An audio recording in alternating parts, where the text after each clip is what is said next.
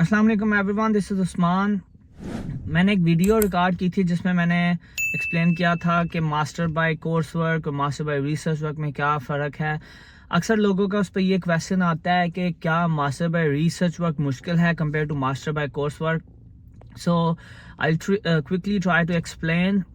Basically master by course work और master by research work में जो मेन डिफरेंस है वो यही है कि मास्टर बाय कोर्स वर्क जो होता है उसमें थीसिस या रिसर्च वर्क इस तरह इन्वॉल्व नहीं होता है। उसमें आपने कोर्सेज पढ़ने होते हैं। फॉर एग्जांपल अगर MBA आपका 2 साल का है, आपके 16 या 18 या 14 कोर्सेज होते हैं वो आपने कंप्लीट करने होते हैं। जो एंड वाला आपका सेमेस्टर होता है उसमें एक आध कोर्स ऐसा होता है जिसको आप कैप्स्टोन प्रोजेक्ट कह सकते हो या फाइनल प्रोजेक्ट होता है। उसमें आपने एक किसी टॉपिक पे एज ए ग्रुप प्रोजेक्ट आपने करना होता है। ये मोस्टली होता है जब आप कोर्स वर्क से मास्टर्स कर रहे होते हो। लेट्स से अगर आप MBA कर रहे हो तो उसका यही है कि आप एंड पे एक फाइनल प्रोजेक्ट होता है जो एज ए ग्रुप आप करते हो। 2 से 3 4 बंदों का ग्रुप होता है। उसमें वो प्रॉपर आपको पूरा जो है ना आपको बताते हैं, आपका जो इंस्ट्रक्टर होता है कि आपने क्या क्या चीज़ें इसमें रखनी है। लाइक फाइनेंशियल प्लान रखना है, मार्केटिंग प्लान रखना है, HR प्लान रखना है, वो सारा चीज़ें वो आपको उसमें बताते हैं।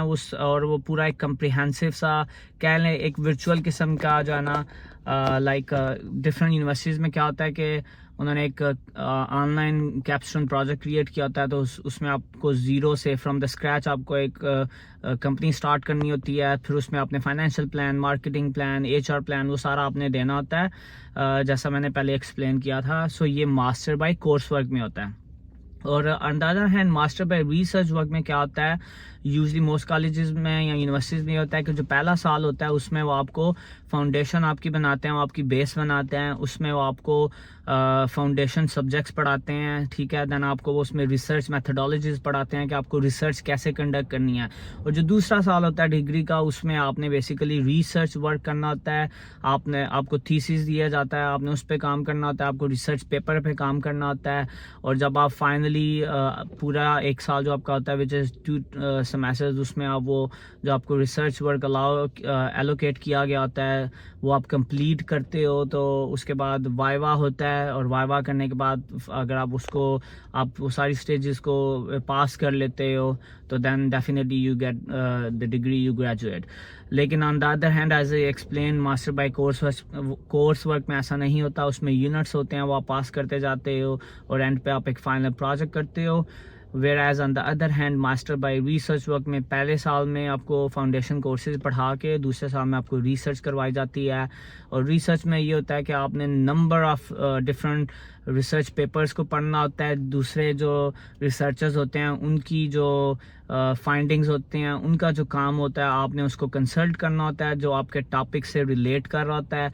आपको रिसर्च वर्क में ये है कि बहुत ज़्यादा टाइम आपको स्टडीज़ पे देना पड़ता है। लाइक आपको बहुत ज़्यादा टाइम सर्व करना पड़ता है बाकी लोगों का जो रिसर्च वर्क है उसको कंसल्ट करने में, क्योंकि आप बाकी लोगों के रिसर्च वर्क को कंसल्ट करके अपना रिसर्च पेपर लिखते हो, which is quite a hectic task.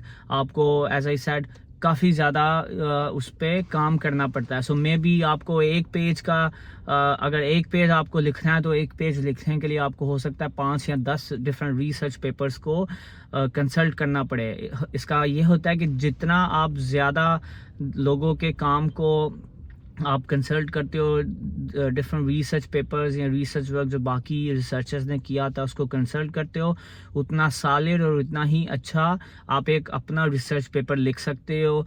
Then वो रिसर्च पेपर आप अपने सुपरवाइज़र के साथ कंसल्ट करते हो। वो आपको सुपरवाइज़र फिर मोस्ट ऑफ द टाइम वो आपको बताता है आपको यहाँ पे इम्प्रूवमेंट की ज़रूरत है, आपको यहाँ पे इम्प्रूवमेंट की ज़रूरत है, ये पार्ट आपको इंक्लूड करना चाहिए, ये पार्ट आपको एक्सक्लूड करना चाहिए अपने रिसर्च पे। फिर आप दोबारा से उसको जाके रिफाइन करते हो, आप डिफरेंट पेपर्स को अगेन से कंसल्ट करते हो। सो बेसिकली रिसर्च वर्क में ऐसा ही होता है कि आपको एक सुपरवाइज़र मिला होता है, आप उसके साथ मिलके काम करते हो। उसका काम सिर्फ ये होता है कि वो आपको गाइड करता है और आपने जो रिसर्च करके उसको प्रेजेंट करना होता है डिफरेंट वीक्स या मतलब महीने बाद या 6 हफ्तों के बाद या 2 हफ्तों के बाद आपका अपने रिसर्चर के साथ अपने सुपरवाइज़र के साथ आपकी मीटिंग्स होती हैं। उन मीटिंग्स में आप उनको अपना काम प्रेजेंट करते हो।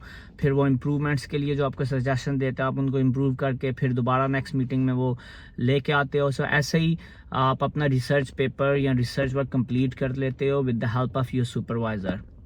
اس میں ایک تھوڑا فلیکسیبلٹی یہ ہوتی ہے کہ آپ کو ہر روز کلاسز میں نہیں جانا پڑتا آپ کو, کیونکہ آپ کو ریسرچ کر کے کام کرنا ہوتا ہے.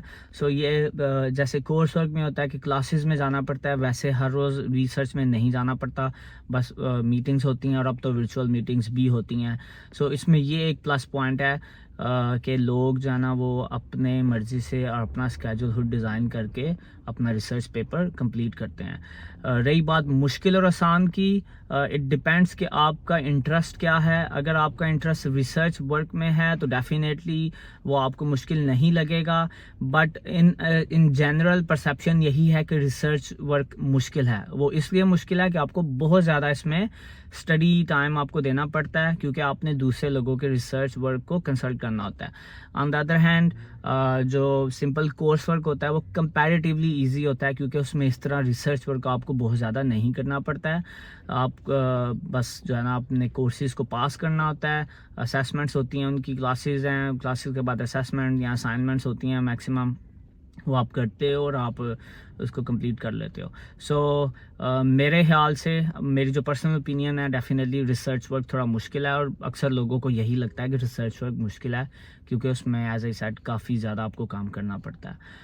اور اگر آپ ماسٹر بائی ریسرچ کر لیتے ہو کمپلیٹ, اس کے بعد definitely you can transit into P H D, اور آپ پھر وہ پی ایچ ڈی اسٹارٹ کر لیتے ہو. اور موسٹلی لوگ یہی کرتے ہیں, اگر وہ فردر اسٹڈیز کنٹینیو کرنا چاہتے ہیں تو وہ پی ایچ ڈی کی طرف جاتے ہیں ماسٹر بائی ریسرچ کے بعد. I hope this information was useful. Thank you so much.